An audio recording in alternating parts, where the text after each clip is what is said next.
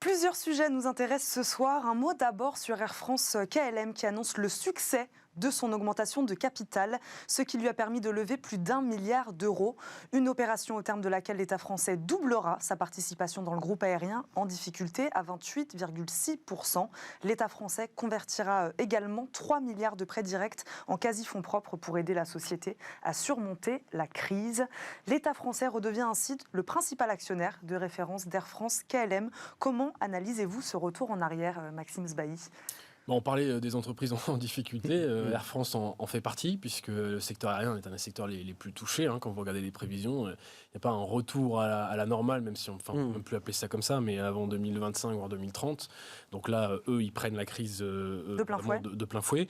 Ce qui est intéressant, là, c'est que, recapitalisation, d'accord, très bien. Ce qui est intéressant, c'est que les Néerlandais n'ont pas voulu remettre au pot, mais les Chinois ont remis au pot. En fait. Donc vous avez China Eastern qui a mis 100 millions et qui se retrouve avec finalement exactement, je crois que c'est 9,5%, la même participation maintenant dans le capital que les Pays-Bas.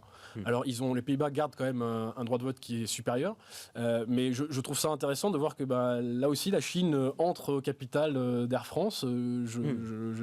Pourquoi pas, je veux dire, si ça peut aider. Moi, ce qui m'intrigue un petit peu, c'est que Ben Smith a déjà dit que ce ne sera pas la dernière récapitalisation et qu'ils auront probablement besoin de remettre encore, de redemander en tout cas l'aide des marchés.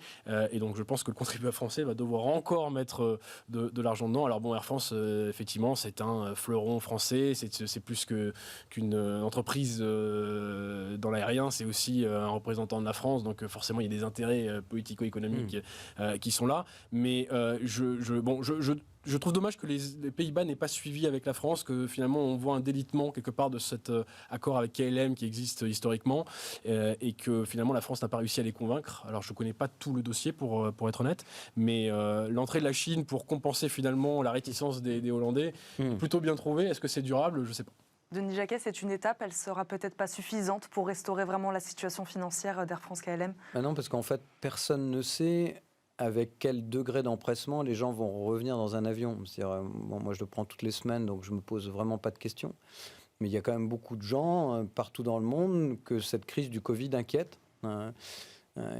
Qui ont toujours peur, etc., et qui savent que même vacciné, on peut rester contagieux, donc ça ne règle pas. Et même si on leur dit que l'avion reste le moyen le plus sûr, déjà avant c'était le moyen le plus sûr de voyager, mais en plus on sait que statistiquement les chances de choper le Covid dans un avion sont quasiment nulles, parce que le rafraîchissement de l'air, son renouvellement, etc., fait qu'on a très peu de cas qu'on peut attribuer à ce secteur. Mais on se demande, dans des pays comme la France et comme d'autres, qui ont des grosses conventions, beaucoup de tourisme, allez les gars, c'est ouvert. Est-ce que ces gars et ces filles vont venir ? Quand vous connaissez bien les Américains, je veux dire, avant qu'ils viennent en France, pour eux, dans un Américain, avant, ils n'étaient pas bons. Bon, là, ils sont tous vaccinés, ils sont tous en forme. 1,5 million de spring breakers à Miami, et c'est la fête toute la nuit. Par contre, ils regardent les infos et tout ce qu'ils retiennent, c'est en France, ça va toujours mal et c'est toujours fermé. Donc, quel que soit l'attrait de la France, avant qu'ils y reviennent, il va se passer du temps. Donc, effectivement, on ne sait pas quand est-ce que Air France va pouvoir retrouver un niveau qui lui permette sa rentabilité. Elle a quand même profité de la crise pour fermer un certain nombre de lignes qu'elle ne fait plus et qu'elle a donné à sa filiale low cost, ce qui lui permet aussi d'avoir des personnels beaucoup moins chers, donc d'augmenter à terme la rentabilité de l'ensemble. Donc ça, c'est plutôt un secteur positif quand on sait le poids syndical et le coût du personnel chez Air France. Et un court mot sur l'implication de l'État français dans ce dossier ? Comme mon ami, je suis quand même beaucoup plus libéral qu'interventionniste, mais à un moment donné, c'est notre compagnie nationale. On ne peut pas la laisser partir à volo. Je regrette, comme lui, que les Hollandais jouent plus directement le jeu, mais c'est très compliqué de travailler avec les Hollandais. Pour tous ceux qui ont bossé avec les Hollandais, c'est pas très simple. On ne sait jamais vraiment, même s'ils sont très cash, où ils vont. Et puis la deuxième chose, moi qui rejoint un peu le point de vue de mon bouquin l'année dernière, magnifique livre que je vous recommande, mais qui est de voir la Chine, une fois de plus, qui se met partout où il y a une place à prendre. C'est-à-dire qu'on parlait de la Grèce, elle a pris le port du Pirée, enfin c'est la route de la soie qui continue à s'étendre, l'aérien, le portuaire, le maritime, partout. Donc aujourd'hui, la Chine a pris un petit bout de doigt de pied supplémentaire chez nous. Donc elle continue son chemin, la Chine. Autre sujet sur lequel nous voulions vous faire réagir ce soir. Non, la reprise, une autre actualité qui a retenu notre attention, les restaurateurs qui craignent le manque de 100 000 salariés pour la reprise de leur activité par crainte de l'avenir ou parce que leurs aspirations ont changé. Certains salariés ont disparu des radars de leur employeur. C'est une estimation de l'Union des métiers et des industries de l'hôtellerie. Après quasiment un an de chômage partiel pour beaucoup de serveurs, on perd forcément un peu ou même beaucoup de liens avec son entreprise, Maxime Sbailly. Oui, forcément. Et puis ça travaille aussi dans la tête. Et vous envisagez une reconversion, vous changez complètement de métier, complètement de secteur. Donc oui, cette crise a chamboulé le quotidien de tout le monde. Et là, maintenant, on va pouvoir, avec la réouverture, un petit peu compter ce qu'il en reste, de savoir qui sont encore là. Alors, sur les 100 000, moi, je ne connais pas très bien le secteur, mais j'imagine quand même que ça va être plutôt simple pour eux d'embaucher des saisonniers. Ça va être aussi plutôt simple d'aller recruter parmi les rangs de la jeunesse qui, elle, ne peut plus bénéficier de tous les petits boulots, donc dans l'hôtellerie, dans la restauration ou touristique, et qui, donc, ça fait 1 an et demi maintenant qu'elle ne peut plus accéder à ces travaux-là.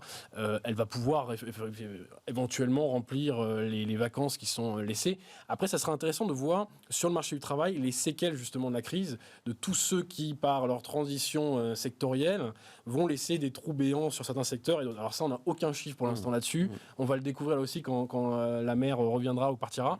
Et ça va être assez intéressant. Mais on risque d'avoir des pénuries, on le voit sur aussi le profil inflationniste, mais des pénuries par moment sur certains secteurs où effectivement on va avoir un taux de chômage élevé, mais en même temps des taux de vacances très élevés sur certains secteurs. On l'avait déjà vu avant la crise, ça restera là, mais là ça sera encore plus chamboulé justement par ces décisions individuelles des actifs de bouger et de changer de métier. Denis Jacquet, un mot sur cette pénurie, en effet, dans l'hôtellerie-restauration, à laquelle on ne s'attendait peut-être pas. On se disait que quand ça allait reprendre, les serveurs seraient là. C'est vrai qu'au départ, personne n'imaginait que ça dure aussi longtemps et qu'il y ait des confinements, reconfinements, déconfinements, reconfinements. Bon. Donc des stop and go permanents, ça, personne ne s'attendait vraiment à ça. Donc, et en réalité, au début, c'est vrai, il faut le reconnaître, même si moi j'étais un peu violent sur le sujet par rapport au gouvernement, il y avait un doute. Bon. Et donc, on pouvait se dire, si on laisse tous ces trucs ouverts, peut-être que c'est des usines à Covid et qu'on va tuer des gens. Bon. Au bout de 6 ou 8 mois de statistiques, on aurait quand même pu s'apercevoir que finalement, entre Houston et Miami, ou Singapour et Monaco, tous ceux qui ont laissé leur restaurant ouvert n'ont pas eu plus de cas de Covid. Donc manifestement, ni ça, ni les salles de gym n'étaient contributeurs à la maladie et qu'on aurait dû juste les laisser ouverts. Bon. Ce qu'il faut savoir, c'est que l'hôtellerie-restauration, c'est 2 typologies. Il y a une typologie de gens qui sont relativement permanents et des gens qui sont saisonniers. Mais saisonniers, dans un pays comme la France, c'est colossal. Quand vous êtes aux États-Unis, pour toujours comparer un peu avec eux, 20% d'entre eux sont des illégaux sans papier.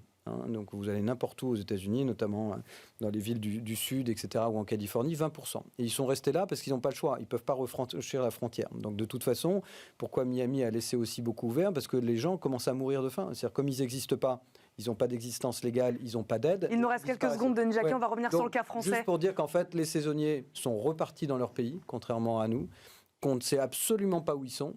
Et que si demain on réouvre toutes les plages du sud de la France, on n'a aucune capacité de savoir si ces gens vont venir. Et donc en plus, ils se sont dit, tiens, ça en cas de crise, c'est le premier truc qui morfle, je n'ai pas trouvé d'autres mots, qui souffre en priorité. Donc il faut mieux que je change de secteur, ce que disait très bien Maxime. Et donc du coup, c'est des gens qu'on a perdus. Donc le problème, c'est que les saisonniers, ils sont repartis de France. Une très large majorité sont européens, ils sont repartis, on ne sait pas où ils sont et on ne sait pas du tout s'ils reviendront. Donc demain, on peut réouvrir, avoir des touristes et pas avoir de personnel. Et c'est pas une espèce de fantasme, ça pourrait être tout à fait une réalité. Merci beaucoup Denis Jacquet, je le rappelle, vous êtes président et fondateur de Day One Event. Maxime Sbailly, merci beaucoup de nous avoir accompagnés également ce soir. Je le rappelle, vous êtes économiste et directeur du think tank Génération Libre. Merci à tous les deux. Nous, on se retrouve demain, même heure, pour une nouvelle émission Light & Smart. Très bonne soirée sur Bismart et à demain.